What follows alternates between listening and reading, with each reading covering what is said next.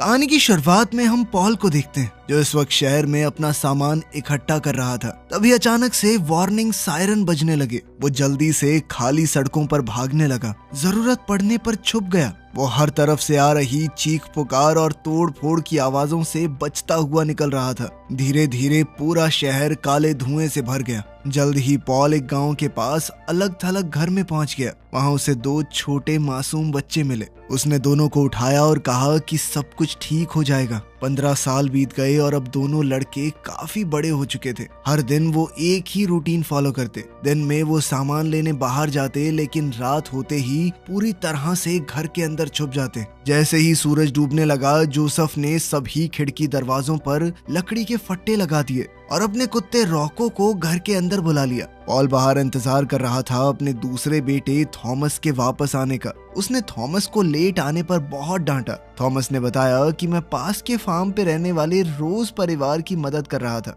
फिर तीनों ने खाना खाने से पहले सभी दरवाजे और खिड़कियां पूरी तरह बंद कर दी। पॉल ने थॉमस को फिर से डांटा कि अगर दोबारा से इतना लेट आया ना तो अगली बार से तेरा बाहर निकलना ही बंद कर दूंगा, घर में सड़ेगा सारा दिन। अपने भाई पर इतनी डांट पड़ती देखकर जोसेफ हंस पड़ा, लेकिन फिर बात बात में उनकी ये बहस लड़ाई में बदल गई। पॉल ने तुरंत दोनों को अलग किया और समझाया कि हम इंसान हैं, जानवर नहीं। खाना खाने के बाद पॉल अपने बेटों को चेस खेलते हुए देख रहा था। तभी अचानक से उनका कुत्ता रॉक को जमीन खरोंचने लगा। साथ ही उसकी रोने की आवाजें भी आ रही थी। इससे पॉल तुरंत समझ गया कि ये खतरे का इशारा है। पॉल और थॉमस नीचे गए और अचानक दरवाजे पर जोर जोर से नॉक हुआ। लग रहा था कि मॉन्स्टर्स अंदर घुसने की कोशिश कर रहे हैं। दोनों ने दरवाजा पकड़ कर रखा ताकि वो टूट ना जाए। कुछ देर तक मॉन्स्टर्स ने दरवाजा खोलने की कोशिश की, लेकिन फिर वो वहां से चले गए। अब थॉमस जोसेफ को डांटने लगा कि तुमने हमारी मदद क्यों नहीं की, लेकिन जोसेफ ने बताया दरअसल मैं उनकी मूवमेंट समझने की कोशिश कर रहा था।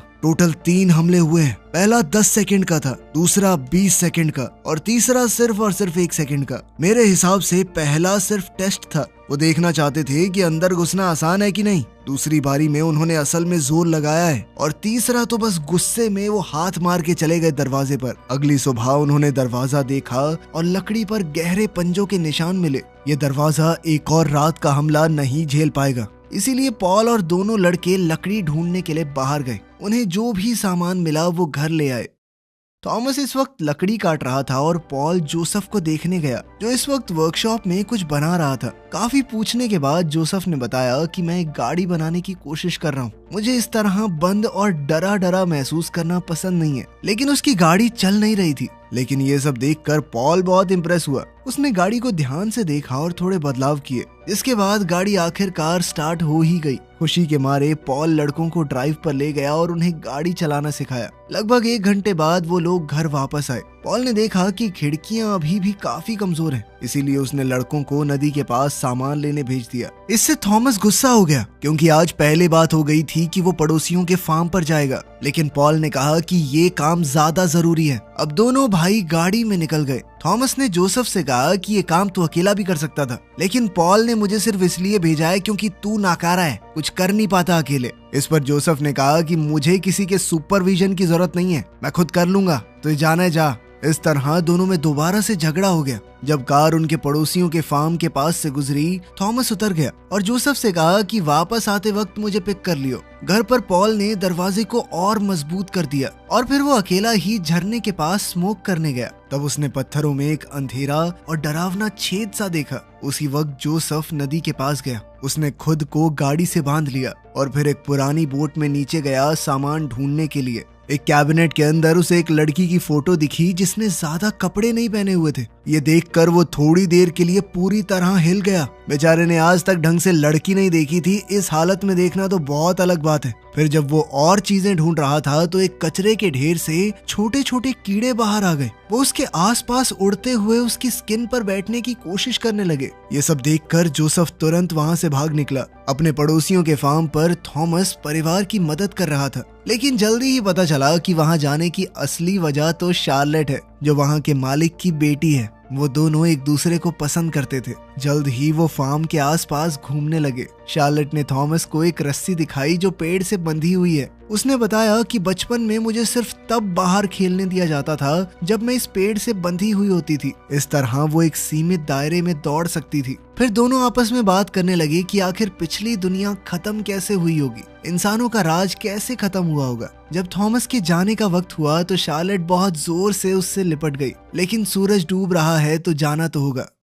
जब पॉल घर लौटा तो रॉको को अकेला देखकर घबरा गया, क्योंकि दोनों ही लड़के वहां नहीं थे। जल्द ही जोसेफ कार के पास वापस आया। पहली बारी में गाड़ी स्टार्ट नहीं हुई, लेकिन कई बार ट्राई करने के बाद चल गई। उधर थॉमस पूरी ताकत से अपने घर जाने के लिए भाग रहा था, लेकिन जल्द ही फिसल गया और जमीन की दरार में गिर गया। जब जोसेफ दोनों भाइयों के तय किए हुए पॉइंट पर पहुंचा तो उसे अपना भाई दिखा ही नहीं, जिस वजह से वो सीधा घर चला गया। घर पहुंचकर जब उसने अपने पिता को बताया कि क्या हुआ, तो पॉल ने जोसेफ से कहा कि तुम अंदर जाकर सब कुछ बंद कर लो। और अब पॉल और रोको दोनों मिलकर थॉमस को ढूंढने लगे। जल्द ही गड्ढे के अंदर थॉमस होश में आया। उसका शरीर बहुत ज्यादा घायल था। उसने लाइटर जलाया और आसपास देखना शुरू कर दिया। तभी उसने देखा कि दीवार के एक छेद से एक क्रीचर अपना हाथ निकाल रहा है। वो जोर से चीखा और उसकी आवाज पॉल और रॉको ने भी सुन ली। धीरे धीरे थॉमस ने छोटा सा चाकू निकाला और उस क्रीचर के हाथ पर वार किया,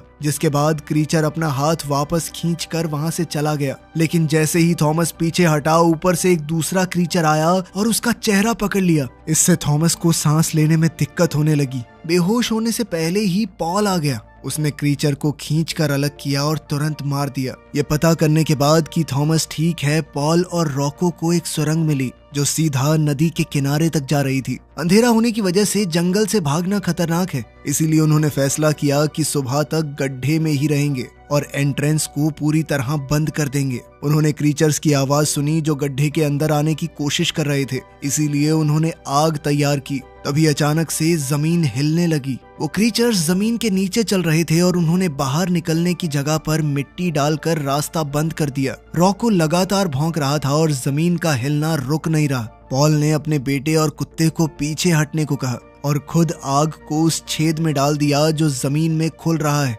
जैसे ही वो क्रीचर्स बाहर निकलने लगे, एक छोटा धमाका हुआ जिसमें पॉल भी बुरी तरह घायल हो गया। वहीं घर के अंदर जोसेफ ने अजीब आवाजें सुनी और प्लान बनाना शुरू किया। कुछ देर बाद वो मेन दरवाजे के सामने एक कुर्सी पर बैठा और रस्सी से खुद को बांध लिया जैसे वो सो रहा हो। थोड़ी ही देर में एक क्रीचर ने दरवाजे के छेद को हटाया और अपना पंजा अंदर डाला, मानो वो चेक कर रहा हो कि जोसेफ सच में सो रहा है या नहीं। जब जोसेफ हिला नहीं तो वो क्रीचर पूरी तरह अंदर आ गया। तब जोसेफ ने रस्सी खींच दी और ऊपर से लगा हुआ ट्रैप गिर गया, जिसमें वो क्रीचर फंस गया। अपनी इस चाल से खुश होकर जोसेफ ने केज को कपड़े से ढक दिया और सो गया। सुबह हुई, लेकिन जब पॉल और थॉमस वापस नहीं आए तो जोसेफ घबरा गया और गाड़ी लेकर उन्हें ढूंढने निकल पड़ा।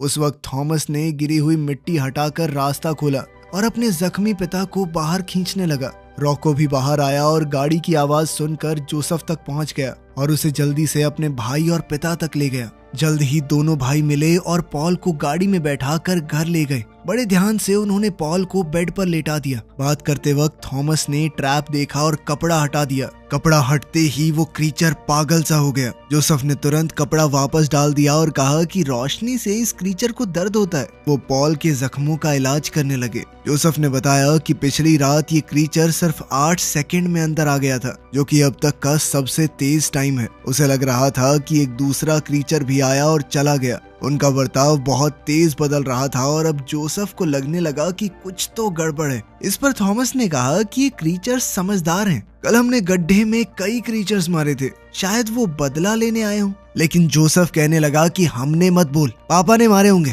तूने तो सिर्फ उनकी जान जोखिम में डाली है। जैसा कहा गया था वैसा किया नहीं गया ना तुझसे। इस पर थॉमस चिढ़ गया। उसने कहा कि मैं दिखाता हूँ तुझे कि मैं भी मार सकता हूँ इन क्रीचर्स को। और अब वो कैद किए हुए क्रीचर को मारने के लिए तैयार हो गया। जोसेफ ने उसे रोका क्योंकि वो क्रीचर को स्टडी करना चाहता है। दोनों के बीच में झड़प हो गई और वो क्रीचर भागकर बेड के नीचे छुप गया। जब वो क्रीचर बाहर आया तो रॉको भौंकने लगा। वो क्रीचर हमला करने ही वाला था कि तभी जोसेफ ने उसे पकड़ लिया और थॉमस ने कुल्हाड़ी से उसका सर काट डाला। लेकिन अभी भी जोसेफ उस जीव के बारे में और जानना चाहता था, इसीलिए उसने बॉडी को वर्कशॉप में ले जाकर काटना शुरू किया। लेकिन इतना काटने के बाद भी उसे समझ नहीं आया कि ये जीव है क्या। तब थॉमस ने कहा कि हमें पॉल को शार्लेट के घर ले जाना चाहिए। उनके पास जगह ज्यादा है और दवाइयां भी। जोसेफ को लग रहा था कि रोज फैमिली शायद उनकी मदद नहीं करेगी, लेकिन थॉमस उसे जबरदस्ती ले गया। वो पॉल को कार में डालकर फार्म पर ले गए। वहाँ शार्लेट के माँ बाप ने पॉल को देखकर कहा कि हमारे पास दवाइयाँ नहीं है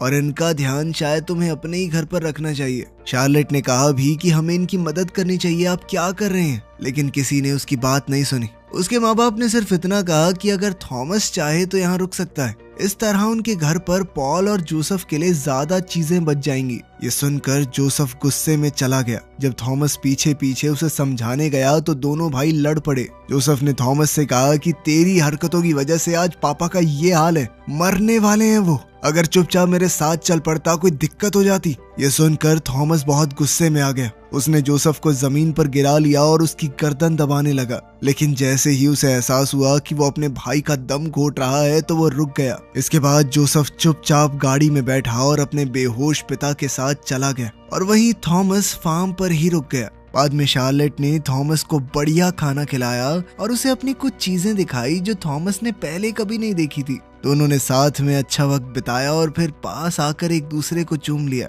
तभी शार्लेट के पिता वहां आ गए और उसे दूसरे कमरे में भेज दिया।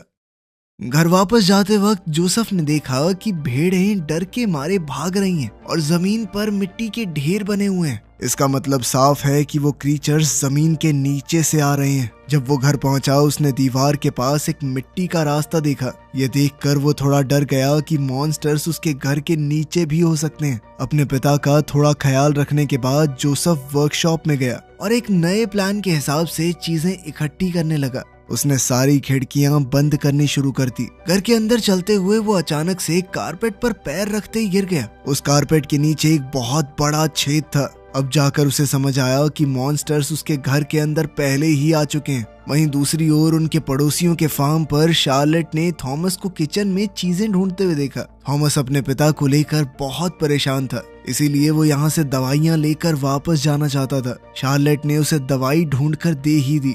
थॉमस ने उसका शुक्रिया अदा करते हुए शार्लेट को कस के गले लगा लिया और कहा कि मैं वापस आऊंगा, मेरा इंतजार करना। लेकिन वो नहीं जानते थे कि कोई उनकी बातें सुन रहा है। थॉमस बाहर भागा, लेकिन घर पर काम करने वाले एक आदमी ने उस पर बंदूक तान दी और कहने लगा कि तुम चोरी कर रहे हो। बंदूक देखकर थॉमस बहुत घबरा गया। उसने बताने की कोशिश की कि शार्लेट ने उसे दवाइयां दी थी, लेकिन वर्कर ने उसकी बात नहीं सुनी। घर में काम करने वाले सभी लोग वहां पर आ गए और थॉमस को गैराज में ले गए। उन्होंने उसे बांध दिया और तेज म्यूजिक चलाया ताकि कोई उसकी आवाज न सुन सके। उन्होंने थॉमस के पैर पकड़ लिए और अब तो एक आदमी उस पर गोली चलाने ही वाला था। तभी अचानक जमीन के नीचे एक होल बना और वो आदमी नीचे गिर गया। बाकी वर्कर्स देखने के लिए भागे कि आखिर ये हुआ क्या, और तब तक एक क्रीचर होल से बाहर आ गया।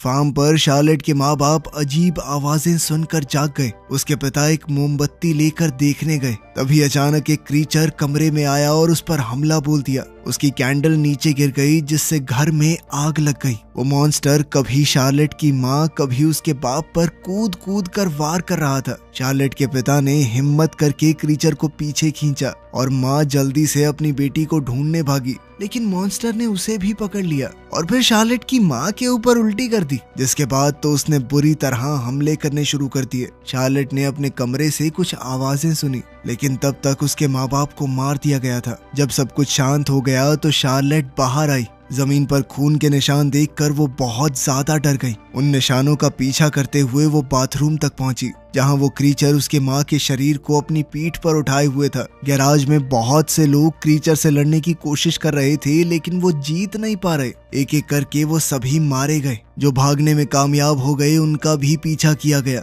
अब तो वहां पर बहुत सारे क्रीचर्स आ चुके थे। थॉमस को वहीं पर बांधा गया था तो वो छटपटाने लगा। उसने पूरा जोर लगाकर लकड़ी का वो हिस्सा ही तोड़ दिया जिससे वो बंधा था और आखिरकार अपने हाथ खोल लिए। तभी एक क्रीचर आया, लेकिन इससे पहले वो हमला करता शार्लेट ने उसे गिरा दिया। अब दोनों भागकर वहां से बाहर निकले। थॉमस ने देखा कि घर जल रहा है। शार्लेट ने दुखी होकर बताया कि उसके माँ बाप मर गए। फिर दोनों ने मिलकर फैसला किया कि वो थॉमस के घर पर जाएंगे। उधर जोसेफ ने गड्ढे में बहुत सारा फर्नीचर डाल दिया ताकि थोड़ा समय मिल जाए। उसने अपने बेहोश पिता को देखा और कहा कि मैं आपको कुछ नहीं होने दूंगा। फिर वो लड़ाई के लिए पूरी तरह तैयार हो गया। तभी अचानक से मेन दरवाजा खुला, लेकिन वहां पर थॉमस और शार्लेट थे। जोसेफ ने कहा कि भाई तेरी मदद चाहिए, बहुत जरूरी काम है। इस दौरान पॉल भी जाग गया। उसने दवाई ली और अपने बेटों से कहा कि लड़ना बंद मत करना। जोसेफ ने सबको अपना प्लान बताया। उसने सबके गैराज से फ्यूल कैंस इकट्ठा किए।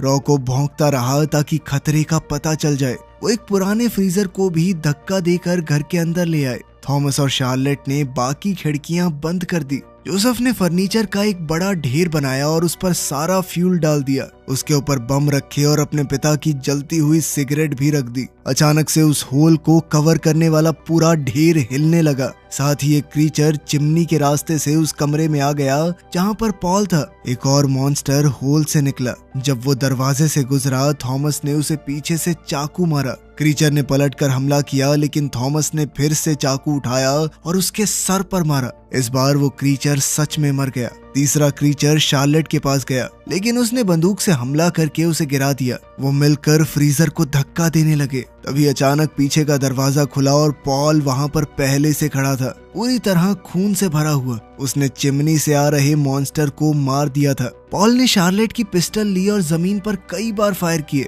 उसने नीचे मौजूद क्रीचर्स को गोली मारने की कोशिश की, लेकिन मॉन्स्टर्स बहुत ज्यादा थे और अब वो निकल कर हॉलवे में आने लगे। पॉल ने सबसे पहले आए क्रीचर पर अपने बैट से जोरदार हमला किया, लेकिन तभी उसकी आवाज से पूरा झुंड ही उसकी तरफ टूट पड़ा। पर उन सब का वजन बहुत ज्यादा था। पॉल ने जैसे ही सबसे आगे मौजूद क्रीचर को लात मारी, इतने में फ्लोर टूट गया और सारे क्रीचर्स नीचे गिर गए। कुछ अभी भी खड़े थे, लेकिन लड़कों ने उन्हें मार दिया ताकि पॉल को कुछ ना हो। पॉल ये देखकर हैरान हो गया कि तीनों कितनी अच्छी तरह काम कर रहे हैं। अब तीनों बच्चे और रॉ को फ्रीजर की तरफ भागे, लेकिन पॉल उनके साथ नहीं गया। उसने दरवाजा बंद किया और वहीं रुक गया ताकि बाकी लोग भाग सके। वो तीनों फ्रीजर के अंदर छुप गए। पॉल को वो वक्त याद आया जब उसने बच्चों को गोद में उठाया था। तभी अचानक से क्रीचर्स का एक नया झुंड वहां आ गया। पॉल ने उनका ध्यान अपनी तरफ खींचा। तभी फर्नीचर से भरा हुआ वो छेद अचानक से फट गया। पूरा घर नीचे गिर गया और जलने लगा। फ्रीजर घूमते हुए दरवाजे तक गया।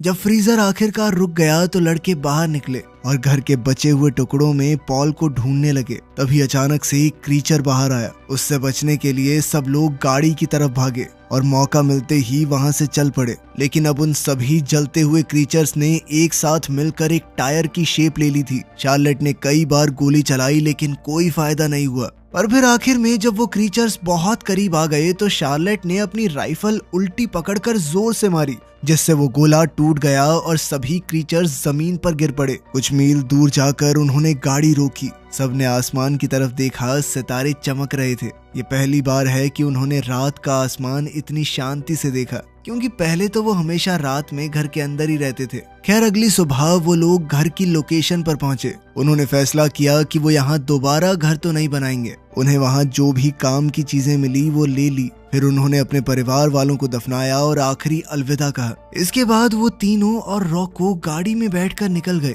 नए लोग और किसी नई जगह को ढूंढने की उम्मीद में। वीडियो पसंद आई तो लाइक कर देना, चैनल को सब्सक्राइब कर लेना। मिलते हैं अगली वीडियो में।